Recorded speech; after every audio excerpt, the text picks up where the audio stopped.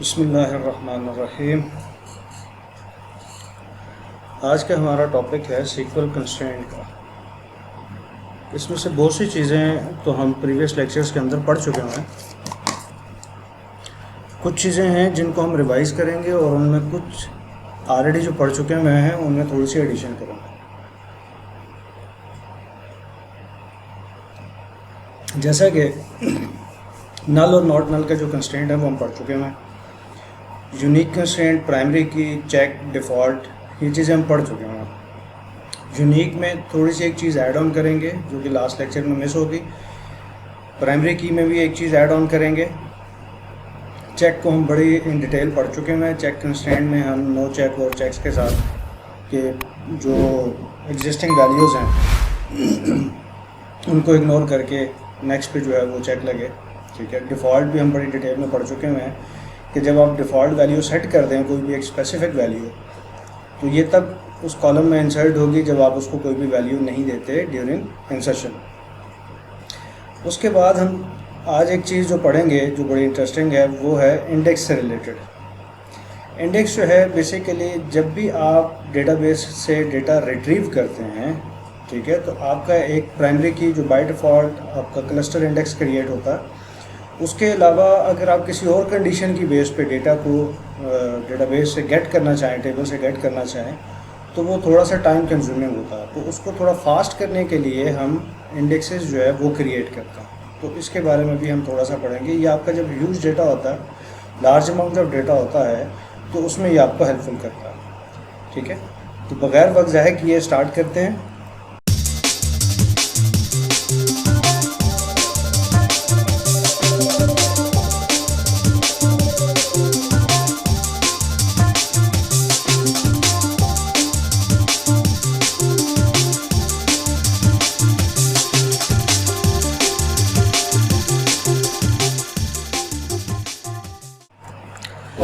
चलें जी स्टार्ट करते हैं। तो हम नॉट नल तो ऑलरेडी हम पढ़ चुके हैं, तो आज हम स्टार्ट करेंगे यूनिक से। क्रिएट टेबल, न्यू कस्टमर, तो इसको हम देते हैं फर्स्ट नेम वाचार 50,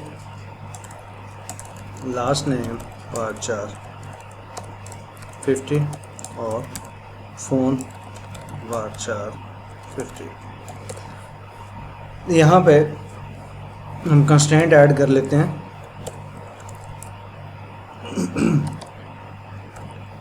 यू कस्टमर या यूनिक कस्टमर, यूनिक किस बेस पे? First name, last name and phone. Last time जो हमने कंस्ट्रेंट के हवाले से पढ़ा था वो ये था कि हम फर्स्ट नेम या किसी एक कॉलम पे हमने यूनिक लगाया था। तो अब हमने क्या किया, कम्बिनेशन ऑफ कॉलम पे यूनिक लगा दिया। इससे होगा ये कि जब इन तीनों में सेम वैल्यू दोबारा आएगी तो वो यूनिक कंसिडर की जाएगी। तो आप एक कॉलम पे भी कर सकते हैं, दो पे भी, तीन पे भी, चार पे भी। तो इससे अब मैंने किया ये कि मैंने ये कहा कि हमारा जो भी कस्टमर है वो तब यूनिक होगा जब तीनों चीज़ें रिपीट हों। इन तीनों में से कोई भी एक चेंज हो जाएगी तो वो यूनिक नहीं रहेगा।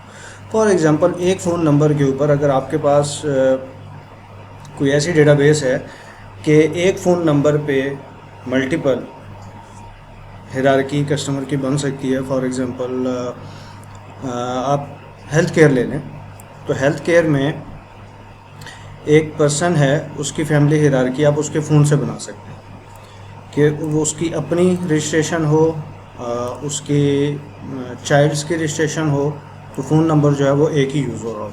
ठीक है, तो इस केस में हम ये कर सकते हैं। और साथ में ये कंस्ट्रेंट है नॉट नल का, मीन्स के not null allow, null allow नहीं है। ठीक है, not allow null values, not null का ये मतलब। तो हमने न्यू कस्टमर का टेबल एक क्रिएट कर लिया। अब मैं आता हूँ, मैं इसके अंदर इंसर्शन करता हूँ, insert into new customer. First name देता हूँ A, last name B, phone number 1 for example. ठीक है, तो मैंने ये इसमें एक वैल्यू इंसर्ट कर दी, तो ये एक इंसर्ट होगी। अब अगर सेम वैल्यू को मैं दोबारा इंसर्ट करना चाहूँ तो वो यूनिक की वायलेशन हमें बता देगा कि डुप्लीकेट की है for A B and 1, means के first name last name and phone 1। तो कोई भी मैं एक चीज़ चेंज करूँ, ठीक है, चाहे बी भी कर दूँ या ए भी कर दूँ या कोई भी एक चीज़ चेंज करूँगा तो वो न्यू वैल्यू इंसर्ट हो जाएगी, ठीक है। कोई भी दूसरी चीज़ चेंज करूँगा अगेन न्यू वैल्यू इंसर्ट हो जाएगी, ठीक है। अब हम इसको देख लें, अगर select static from new customer, तो हमारे पास ये 3 वैल्यूज़ आ, ठीक है। अब यही काम हम प्राइमरी की के थ्रू भी कर सकते हैं। तो मैं क्या करता हूँ, न्यू कस्टमर 1, तो पहले हमने ये काम किया था यूनिक के साथ, अब हम ये काम करेंगे प्राइमरी की के साथ। तो यहाँ पे मैं इसको कर देता हूँ कि अब ये पीके न्यू कस्टमर 1 और ये प्राइमरी की है। तो प्राइमरी की में भी हम ये काम कर सकते हैं कि same first name last name and full. अच्छा, यूनिक के अंदर एक चीज़ मैं आपको बता दूं कि हम अलाउ नल कर सकते हैं, ठीक है, अलाउ नल कर सकते हैं यूनिक के अंदर। बट जो आपका प्राइमरी की है ये कम्बिनेशन है आपका नॉट नल एंड यूनिक का, ठीक है। तो मीन्स के यूनिक के अंदर ये आपके पास ऑप्शन है कि आप उसको नल कर दें, किसी भी एक कॉलम को नल करना चाहें तो उसमें वन टाइम नल वैल्यू भी आ सकती है। बट प्राइमरी की जो है ये नॉट नल के साथ चलेगी, ठीक है। तो इसमें दोनों का जो कंस्ट्रेंट है, पहले 2 कंस्ट्रेंट, एक नॉट नल और एक आपका यूनिक, तो ये बेसिकली उसकी कम्बिनेशन बन जाएगी। तो न्यू कस्टमर 1 हमने कर दिया, ठीक है। तो हम इसी तरह वैल्यू इंसर्ट करते हैं, मैं ऐसे कहता हूँ insert into new customer 1 A B and 1। तो ये 1 इंसर्ट होगी। दोबारा अगर इंसर्ट करेंगे तो पहले यूनिक की वायलेशन थी, अब प्राइमरी की वायलेशन, ठीक है। तो सेम उसी तरह से हम तीनों में से किसी भी एक का कम्बिनेशन चेंज करके हम स्टोर कर सकते हैं, ठीक है। तो ये हमारा हो गया प्राइमरी की के साथ। लास्ट जो हमने प्राइमरी की पढ़ा था वो हमने सिंगल उसके साथ पढ़ा था कि सिंगल कॉलम पे प्राइमरी की लगाते हैं। चेक हम ऑलरेडी इन डिटेल पढ़ चुके हैं, आप हमारा प्रीवियस लेक्चर जो है वो देख सकते हैं, चेक वाला और डिफ़ॉल्ट वाला भी हम बड़ी डिटेल में पढ़ चुके हैं। अब लास्ट है जी हमारे पास क्रिएट इंडेक्स। हम इंडेक्स क्रिएट करते हैं। अगर हमारे पास लार्ज नंबर ऑफ़ डेटा है तो उसको रिट्रीव करने के लिए हम इंडेक्स का क्रिएट करते हैं, ठीक है। फॉर एग्जांपल हमारे पास अगर कोई ऑलरेडी डेटा पड़ा हुआ है तो हम वो देख लेते हैं कि हमारे पास सप्लायर्स हैं, ठीक है। तो हमने सप्लायर से डेटा लेना है, तो ऑलरेडी सप्लायर के अंदर हमारे पास जो प्राइमरी की है सप्लायर की वो सप्लायर आईडी के ऊपर है, ठीक है। तो कुछ हमने इंडेक्स क्रिएट किए हुए हैं, नॉन क्लस्टर इंडेक्स, एक नेम के ऊपर एक पोस्टल कोड के ऊपर, कि जब भी मेरा वेयर क्लास में मैं कंपनी नेम से अगर इसका डेटा निकालूंगा इस टेबल का तो वो फास्ट आएगा, पोस्टल कोड से निकालूंगा तो फास्ट आएगा, सप्लायर आईडी से निकालूंगा तो फास्ट आएगा। अब क्लस्टर इंडेक्स जो है वो करता, क्लस्टर इंडेक्स और नॉन क्लस्टर इंडेक्स करते क्या है। क्लस्टर इंडेक्स बेसिकली ये आपकी प्राइमरी की के ऊपर बनता है, ठीक है, जो कि मोस्टली हम एक टेबल में एक ही यूज़ करते हैं क्लस्टर टेबल को, क्योंकि आपका जो प्राइमरी जो डेटा इंसर्ट होता है वो इस क्लस्टर की बेस पे असेंडिंग ऑर्डर में बनता है। फिर उसके बाद आप जितने भी नॉन क्लस्टर इंडेक्सेस क्रिएट करते हैं, हर इंडेक्स आपकी डेटाबेस का स्पेस ऑक्यूपाई करता है। वो बेसिकली इसी डेटा की डिफरेंट पेजिंग बनाता है और उसको सॉर्ट करता है उस हिसाब से जिस हिसाब से आपने इंडेक्स क्रिएट किया होता है, ठीक है। फॉर एग्जांपल कंपनी नेम का एक इंडेक्स है हमारे पास इस डेटाबेस में, तो जितना भी डेटा स्टोर हुआ है वो एक तो पेजिंग उसकी सॉर्टिंग हुई हुई है सप्लायर आईडी के साथ, क्योंकि इसके साथ हमने डिसेंडिंग नॉन क्लस्टर के साथ मेंशन नहीं किया। तो दूसरा जो हमारी पेजिंग जो क्रिएट हुई है डेटा सर्च करने के लिए, फैच करने के लिए, वो कंपनी नेम की बेस पे सॉर्ट हुई है। और थर्ड जो हमारा नॉन क्लस्टर इंडेक्स है, पहला क्लस्टर है, दूसरा नॉन क्लस्टर और ये तीसरा है इंडेक्स जो पोस्टल कोड की बेस पे है। तो इस मीन्स के हमारे पास जो इस वक्त पेज की सॉर्टिंग है वो मल्टीपल जो है वो पड़ी हुई है इस टेबल से रिलेटेड, एक सप्लायर आईडी, एक कंपनी नेम और एक पोस्टल कोड के साथ, ठीक है। तो अब थोड़ा सा नॉन क्लस्टर इंडेक्स को हम इन डिटेल पढ़ते हैं कि इसमें किस बेस पे आपको नया इंडेक्स क्रिएट करना होता है और कब करना होता है, कब नहीं करना होता है। ठीक है, तो इसकी हम थोड़ी सी इन डिटेल पढ़ते हैं। अच्छा, जब भी हम इंडेक्स क्रिएट करते हैं, क्रिएट नॉन क्लस्टर इंडेक्स, तो हम इंडेक्स का नेम देते हैं। कोई भी जो भी आप इंडेक्स बनाना चाह रहे हैं, तो मैं जो नाम पसंद करता हूँ, जो फॉर्मेट, वो ये है कि पहले आई कैपिटल अंडरस्कोर आपके टेबल का name and then number of index, कि आप कौन से नंबर का बना रहे हैं, पहला इंडेक्स बना रहे हैं, दूसरा बना रहे हैं, तीसरा बना रहे हैं, चौथा बना रहे हैं। ठीक है, उसके बाद जो हमारे पास एक आता है, ये हमारी बेसिकली प्राइमरी कॉलम्स आएंगे यहाँ पे। ठीक है, इसके बाद हम करते हैं प्राइमरी कॉलम, फॉर एग्जांपल मैं दे देता हूँ कि हमारे पास जो है, हम इंडेक्स क्रिएट करना चाह रहे हैं, वो हम सिटी के ऊपर करना चाह रहे हैं। ठीक है, कि कॉलम जो है वो हम सिटी ऐड करना चाह रहे हैं। सॉरी, वन चीज़ मिसिंग है, supplier. Create non cluster index, index का नेम और किस टेबल पे आप क्रिएट करना चाह रहे हैं। तो ये हमारे प्राइमरी कॉलम्स होते हैं। इसमें आप असेंडिंग डिसेंडिंग दोनों लगा सकते हैं। बाय डिफ़ॉल्ट असेंडिंग होता है। ठीक है, अगर आप किसी भी क्यूरी के अंदर जब आप उसको कॉल करते हैं क्यूरी को, तो आपने वेयर क्लास इसी हिसाब से करने होते हैं जिस हिसाब से आपने इंडेक्स क्रिएट किए हुए हैं, या जिस हिसाब से इंडेक्स क्रिएट हुए हुए हैं उसी हिसाब से आपने वेयर क्लास को यूज़ करना होता है। ठीक है, तो ये आगे हमारी एक सीरीज़ आएगी डेटाबेस ऑप्टिमाइजेशन से रिलेटेड, तो उसमें हम इसको फर्दर इन डिटेल पढ़ेंगे कि आप बेंचमार्क कैसे बनाते हैं, आप किसी भी क्यूरी की जो एग्जीक्यूशन है उसको, उसकी डिटेल कैसे चेक करते हैं कि ये एग्जीक्यूशन में क्यों ज़्यादा टाइम ले रहा है। कि अगर आपके एक प्रोसीजर है जिसमें बंच ऑफ आपने टेबल्स का इस्तेमाल किया हुआ है, बहुत सी लॉजिक्स लगाई हुई हैं, तो किस लॉजिक पे जाके आपका ज़्यादा टाइम लग रहा है, जिससे ओवरऑल उस प्रोसीजर को डेटा देने में टाइम लग रहा है। ठीक है, या कोई भी आप क्यूरीज लगा रहे हैं तो उनके क्या क्या तरीक़ाकार हैं क्यूरीज को लिखने के। तो ये आगे जो हमारी एक सीरीज़ आएगी डेटाबेस ऑप्टिमाइजेशन की, तो उसके अंदर हम बड़ी डिटेल में इसको पढ़ेंगे कि आप किसी भी टेबल से जब आपने डेटा लेना है तो आपने किन किन चीज़ों का ख्याल रखना है क्यूरी लिखते हुए, क्यूरी को डेवलप करते हुए। तो अभी यहाँ पे आप इतना समझ लें कि आपका इंडेक्स जो नॉन क्लस्टर इंडेक्स है, उसका काम है डेटा आपको देना। अब उससे डेटा लेने के लिए आपने दो चीज़ों का ख्याल रखना है। एक तो ये कि उस बेस पे क्यूरी लगाएं जिस बेस पे आपने इंडेक्स क्रिएट किया, या उस बेस पे इंडेक्स बनाएं जिस बेस पे आपने क्यूरी। तो दोनों वाइस वर्सा एक दूसरे के साथ चलेंगे। ठीक है, तो अब मैं अगर इसे कहता हूँ कि सिटी, और साथ में नेक्स्ट जो हमारा पार्ट होता है वो होता है इंक्लूड का। अब इंक्लूड के पार्ट में फॉर एग्जांपल मैं कह देता हूँ कि मुझे सप्लायर आईडी चाहिए, कॉन्टैक्ट नेम चाहिए एंड कॉन्टैक्ट टाइटल चाहिए एंड उसका कंपनी नेम चाहिए। ये बेसिकली वो पोर्शंस होते हैं जो आप सेलेक्ट के अंदर यूज़ करते हैं। इनकी तरतीब आगे पीछे हो भी जाए तो फ़र्क नहीं पड़ता।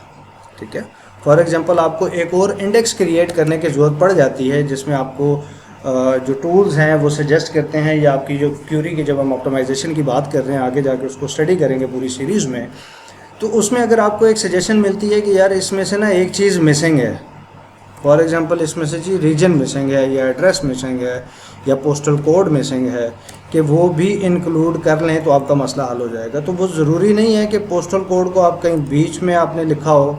ठीक है, हो सकता है आपने सेलेक्ट की क्यूरी जो है वो कुछ ऐसे लिखी हो, वेयर सिटी इक्वल टू, जो भी आप सिटी का नेम दें। तो बेसिकली ये जो वेयर की क्लास है ये आपका उस हिसाब से सॉर्ट करेगा डेटा को। ठीक है, यहाँ पे आप तरतीब डिफरेंट कर सकते हैं कि सप्लायर आईडी आ रहा है, कंपनी नेम, फिर कॉन्टैक्ट आ रहा है, फिर टाइटल आ रहा है।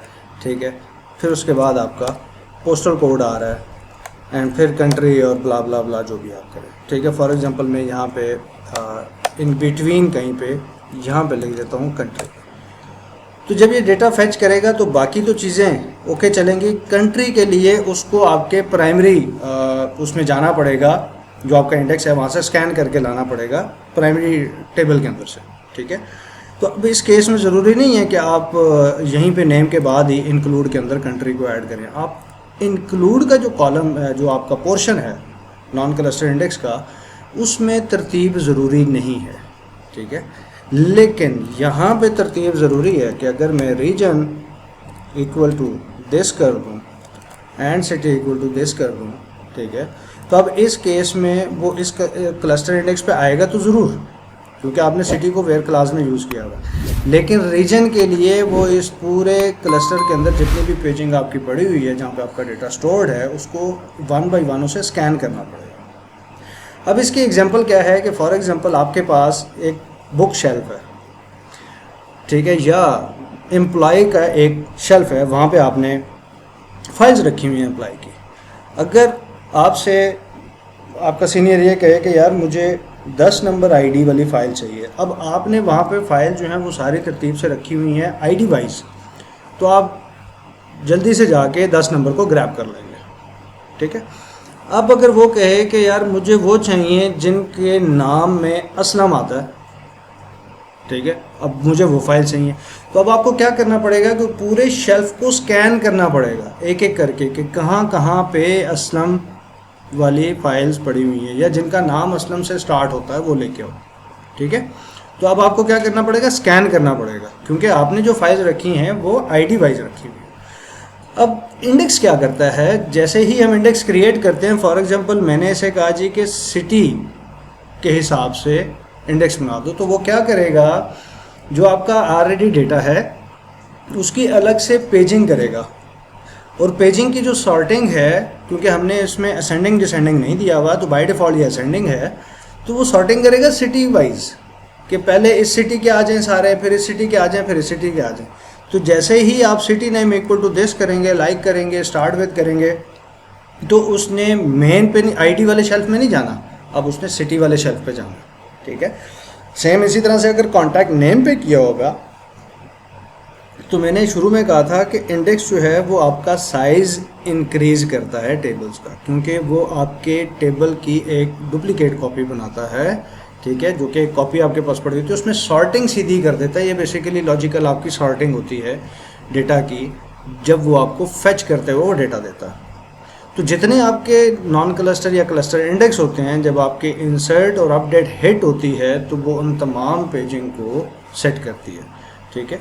तो आगे जब हम ऑप्टिमाइजेशन वाला पढ़ेंगे तो उसमें फिर इन डिटेल पढ़ेंगे कि इन पेजिंग को कैसे फ्रेगमेंट करना होता है, ठीक है, इनकी कैसे रीबिल्डिंग होती है, इन पेजिंग की कैसे रीऑर्गेनाइजेशन की जाती है, ताकि आपका जो डेटा है वो आपको जल्द से जल्द मिले, ठीक है। यूँ समझ लें कि आपकी, तो उसमें हम इन डिटेल ये पढ़ेंगे कि फॉर एग्जांपल आपका एक शेल्फ है, डस्टी हुआ हुआ है, अच्छे दराज से पड़ा हुआ है, तो आप उसमें झाड़ पोछ करते हैं, तो बेसिकली वो जो झाड़ पोछ वाला काम है वो इंडेक्स की रीबिल्डिंग, रीऑर्गेनाइजिंग, उसकी फ्रेगमेंट करने में, फ्रेगमेंटेशन में और इन चीज़ों में हम उसको करते हैं, ताकि डेटा जो है वो आपका हेल्दी रहे उसके अंदर। तो वो हम आगे जाके इन डिटेल उसको पढ़ेंगे। अच्छा, अब इसमें जो सबसे इंटरेस्टिंग चीज़ जो याद रखने वाली है वो ये है कि यहाँ पे आपकी कॉलम की सॉर्टिंग मैटर नहीं करती, ठीक है, कॉलम की सॉर्टिंग जो है वो मैटर नहीं करती, बट यहाँ पे मैटर करती है कि यहाँ पे मैंने सिटी के बाद अगर रीजन दिया है और यहाँ पे मैंने रीजन को पहले रखा, सिटी को बाद में रखा, तो आपको अगर सिस्टम सजेस्ट करे कि आपने एक और इंडेक्स बनाना है जिसमें आपने रीजन को पहले रखना है, तो फॉर एग्जांपल मैं यहाँ पे एक और इंडेक्स क्रिएट करता हूँ 2, कि रीजन को पहले रखना है और सिटी को बाद में रखना है। अगर आपको ऐसी सजेशन मिले, ठीक है, या तो आप इंडेक्स क्रिएट करेंगे या आप अपनी क्यूरी को सीधा करेंगे। क्यूरी को सीधा करने के लिए मैं Ctrl+Z Ctrl+C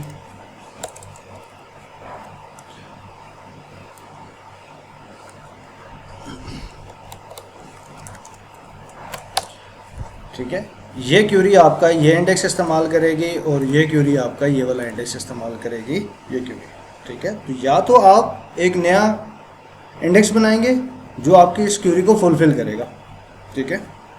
अगर आप इंडेक्स नहीं बनाते तो इंडेक्स बनाने का नुकसान क्या होगा कि आपके पास सेम तरह का इंडेक्स है, सिर्फ उसकी जो राइट लेफ़्ट की स्टोरी है, जो प्राइमरी जो आपके कॉलम्स हैं उनका सीक्वेंस जो है वो उल्टा है।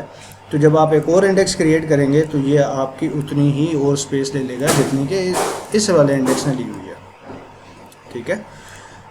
तो इसके लिए बेस्ट जो प्रैक्टिस है, बेस्ट सोल्यूशन है वो ये है कि जो जिस तरह का आपने इंडेक्स बनाया हुआ है उसी तरह की क्यूरी यूज़ करें। ये क्यूरी भी आपको सेम डेटा देगी, ये क्यूरी भी आपको सेम डेटा देगी, ठीक है।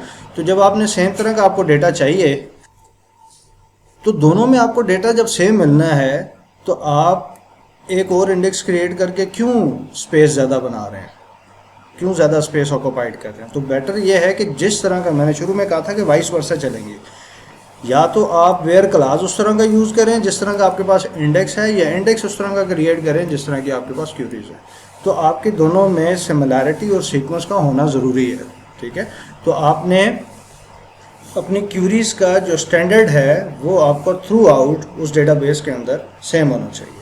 उसमें ये नहीं है कि आज आपने ये इस चीज़ को पहले लगा लिया क्यूरी के अंदर, वेयर के अंदर, और कल आपने किसी और पे पहले लगा दिया और बाद में लगा दिया। तो सीक्वेंस आपका ऑलमोस्ट सेम होना चाहिए, अदरवाइज़ आपको स्लोनेस कंट्रोल करने के लिए मल्टीपल इंडेक्सेस जो हैं वो क्रिएट करने चाहिए। जब भी आपके पास ऐसी सजेशन आती है कि प्राइमरी कॉलम चेंज है या उसका सीक्वेंस चेंज है, तो या तो आपको क्यूरी सीधी करनी है या आपको नॉन क्लस्टर एक इंडेक्स क्रिएट करना है। अगर कॉलम के एडिशन है तो फिर भी आपको एक नया नॉन क्लस्टर इंडेक्स बनाना है। लेकिन आपको सजेशन अगर ये मिलती है कि आपने इंक्लूड में कुछ कॉलम की कमी है और प्राइमरी सेम है, तो फिर आपको नया बनाने की ज़रूरत नहीं है, आप इसी के साथ बना लेंगे। और अगर आपका ऑलरेडी एग्जिस्टिंग बना हुआ है तो उसको आप विद ड्रॉप एग्जिस्टिंग के साथ कर सकते हैं कि ड्रॉप एग्जिस्टिंग को ड्रॉप करके न्यू क्रिएट कर दें, ठीक है। अभी तो हमारे पास एग्जिस्टिंग है नहीं तो यहाँ पे एरर आ गया, ठीक है। अगर ऑलरेडी फॉर एग्जांपल मैंने इसको क्रिएट कर लिया, ठीक है, मैंने ये क्रिएट कर लिया, तो अब मैं रिफ़्रेश करता हूँ कैशे को, तो अब ड्रॉप एग्जिस्टिंग जो है वो हमें डिस्टर्ब नहीं करेगा। अब ड्रॉप एग्जिस्टिंग अगर ऑफ़ करूँगा तो फिर वो प्रॉब्लम क्रिएट करेगा कि ये ऑलरेडी बना हुआ है, आप दोबारा नहीं क्रिएट कर सकते, वो लिखा हुआ आ जाएगा कि ऑलरेडी एग्जिस्ट है। तो इंडेक्स के लिए आप अल्टर नहीं कर सकते, उसके लिए फिर आपको ये करना है कि यही इंडेक्स रीबिल्ड करें विद ड्रॉप एग्जिस्टिंग, और साथ में आप विद ऑनलाइन ऑन जो है वो आप यूज़ कर सकते हैं, जो कि हम लास्ट लेक्चर में पढ़ चुके हुए हैं। क्योंकि जब भी आप इंडेक्स क्रिएट करेंगे, उसको अल्टर करेंगे, तो उस केस में आपका जो टेबल है वो लॉक्ड हो जाएगा, क्योंकि आपकी इंसर्शन अपडेशन जो है वो इंडेक्स के इस पेज में भी जाएंगी, इनकी भी जितनी पेजिंग है उसके अंदर भी आपका वो डेटा आ रहा होगा, ठीक है। तो वो लॉक से बचने के लिए आप ऑनलाइन ऑन का इस्तेमाल कर सकते हैं। तो ऑनलाइन ऑन जो है वो नॉर्मली ड्रॉप और क्रिएट होने में टाइम जो है वो नॉर्मली कम लेता है, ऑनलाइन ऑन के साथ वो टाइम थोड़ा सा ज़्यादा लेगा, ठीक है। तो ये हमारा आज का लेक्चर था जिसके अंदर हमने कंस्ट्रेंट के हवाले से स्टडी करना था, हमने किया। अगर आपका कोई भी क्वेश्चन, कोई भी रिलेटेड क्यूरी हो तो आप हमें कमेंट सेक्शन में कर सकते हैं। मोस्टलियों के पास हमारे कॉन्टैक्ट नंबर्स भी हैं, ठीक है, और हमारा ईमेल एड्रेस भी है। तो मैं कॉन्टैक्ट नंबर यहाँ पे अपना शेयर कर देता हूँ, इश्तियाक अहमद, और कॉन्टैक्ट नंबर है +92 333 200 8387, ठीक है। तो ये हमारा कॉन्टैक्ट नंबर है, आप हमें इस पर व्हाट्सएप कर सकते हैं डायरेक्टली अगर आपकी कोई भी क्यूरी, ठीक है। ईमेल एड्रेस हमारा ऑलरेडी आप लोगों के पास है, तो मैं ईमेल एड्रेस भी यहाँ पे शेयर कर देता हूँ, ठीक है। तो आप इस पर हमें ईमेल भी कर सकते हैं, ठीक हो गया। ये था हमारा आज का लेक्चर। नेक्स्ट लेक्चर तक के लिए अपना ख्याल रखिएगा, हमें भी दुआ में याद रखिएगा। फ़ी अमान अल्लाह।